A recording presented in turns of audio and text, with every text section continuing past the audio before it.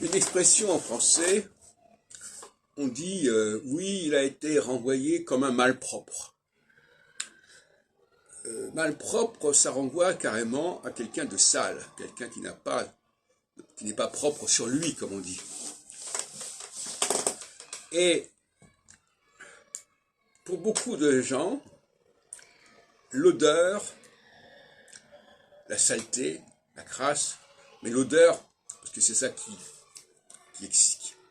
stimule la réaction, est un critère majeur. Dire que quelqu'un sent mauvais, quelqu'un pue, c'est l'insulte par excellence, c'est l'insulte rédhibitoire. Alors que les propos peuvent être malodorants, malfaisants, malséants.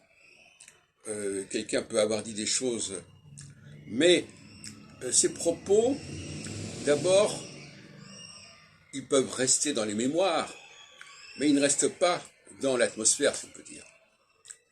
Alors que la saleté, la puanteur, elle résiste, elle reste, elle persiste.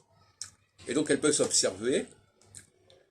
Et quelqu'un qui a dit quelque chose, on peut lui dire d'arrêter de parler. Mais quelqu'un qui pue, la seule solution, c'est qu'il s'en aille. Et donc le problème ne se pose pas de la même manière. Et ça n'a pas les mêmes conséquences. Par ailleurs, une certaine catégorie de personnes qui ont un odorat particulièrement développé, et d'autres qui ont un odorat moins développé.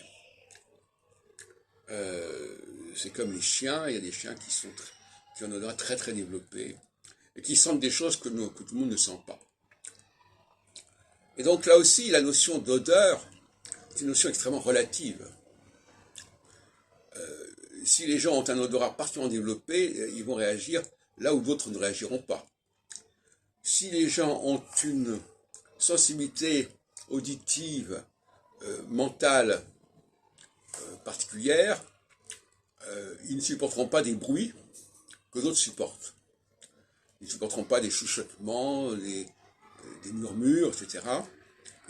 Donc finalement, toutes ces réactions sont très relatives à la personne, à la catégorie de personnes. Et je l'ai dit dans une autre vidéo, je crois, il y a quelque temps, que parfois on peut être handicapé par sa sensibilité. Ça peut mettre un facteur d'inadaptation.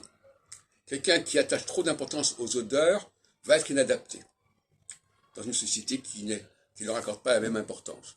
Quelqu'un qui attache beaucoup d'importance à la parole, au bruit, au rire, etc., va également faire problème. On lui dit, mais qu'est-ce que vous avez? Pourquoi vous réagissez comme ça? C'est inacceptable. Donc, c'est à double tranchant.